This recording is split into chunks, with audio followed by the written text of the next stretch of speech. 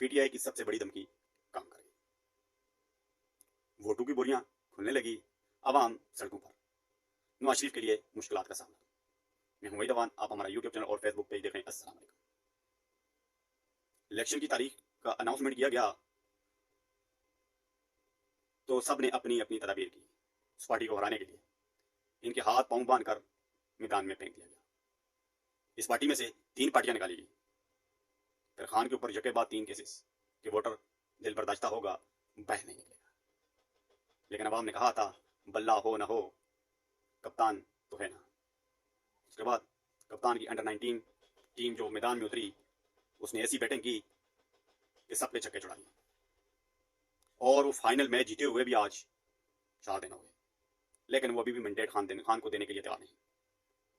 आज बिलावल भुट्टो जरदारी ने भी प्रेस कॉन्फ्रेंस की। उन्होंने कहा कि अवाम ने जिसको मैंडेट दिया है वो ही गवर्नमेंट बनाने का हक रखती है। कमर जमान कायरा ने भी प्रेस कॉन्फ्रेंस की।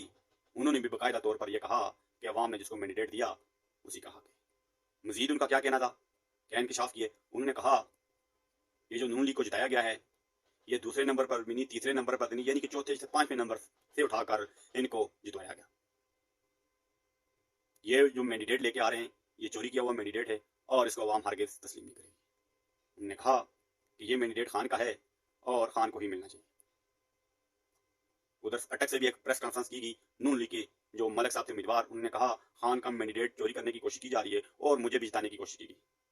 लेकिन मैंने कहा ये मैंडेट खान का है और खान को अवाम ने दिया है तो उसको मिलना चाहिए। बहरहाल खान के अलावा इस वक्त गवर्नमेंट बनाना दूसरी पार्टियों की बस की बात नहीं। वफाक में कोई पार्टी आने को तैयार नहीं, ना ही नून लीग और ना ही पीपल्स पार्टी। सब कह रही है हम अपने सूबे में ही गवर्नमेंट बनाएंगे, लेकिन अब कहा यह जा रहा है उनको जबरदस्ती लाया जा रहा है।